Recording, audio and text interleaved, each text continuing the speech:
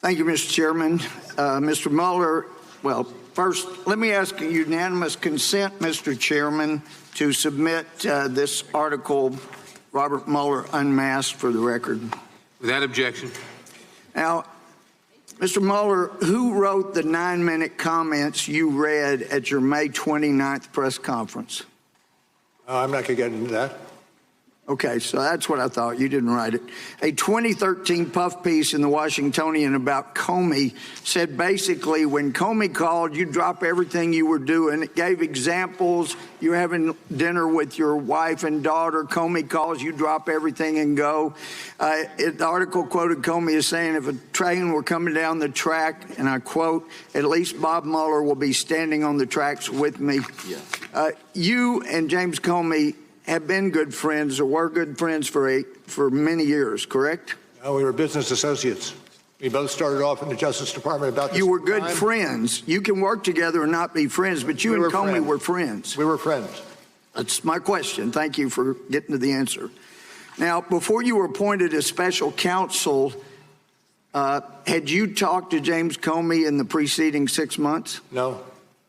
When you were appointed as special counsel, was President Trump's firing of Comey something you anticipated investigating, potentially obstruction of justice? I'm not going to get into that. That's internal deliberations in the Justice Department. Actually, it goes to your credibility, and maybe you've been away from the courtroom for a while. Credibility is always relevant. It's always material, and that goes for you, too. You're a witness before us. Let me ask you, when you talked to President Trump the day before he appointed you, or you were appointed as special counsel, you were talking to him about FBI director position again. Did he mention the firing of James Comey? Not as a candidate. I was asked. Did he mention the firing of James Comey in your discussion with him? Cannot remember. Pardon?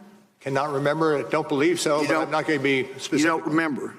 But if he did, you could have been a fact witness as to the president's comments and state of mind on firing James Comey.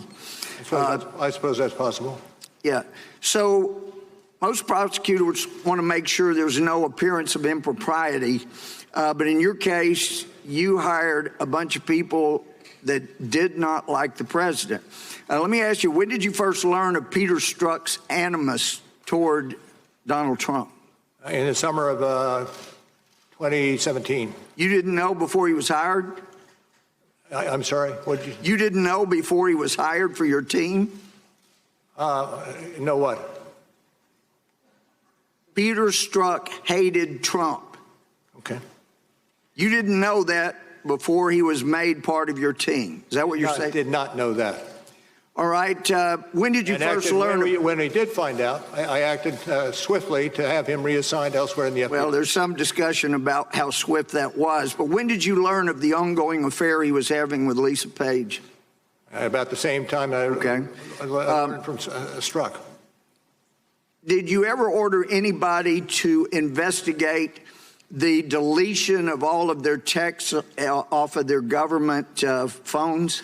Once we found that Peter Strzok was an author of... Did you ever May I finish? order, well, you're not answering my question. Did you order an investigation into deletion and reformatting of their government phones? No, there was an IG investigation ongoing. Well, listen, regarding collusion or conspiracy, you didn't find evidence of any agreement, I'm quoting you, among the Trump campaign officials and any Russia-linked individuals to interfere with our U.S. election, correct? Correct. So you also note in the report that an element of any of those obstructions you referenced requires a corrupt state of mind, correct? Corrupt intent, correct. Right. And if somebody knows they did not conspire with anybody from Russia to affect the election, and they see the big Justice Department with people that hate that person coming after them, and then a special counsel appointed who hires dozen or more people that hate that person, and he knows he's innocent, He's not corruptly acting in order to see that justice is done. What he's doing is not obstructing justice. He is pursuing justice. And the fact that you ran it out 2 years means you perpetuated injustice. I take your Gentleman's question. time has expired. The witness may answer the question. I take your question.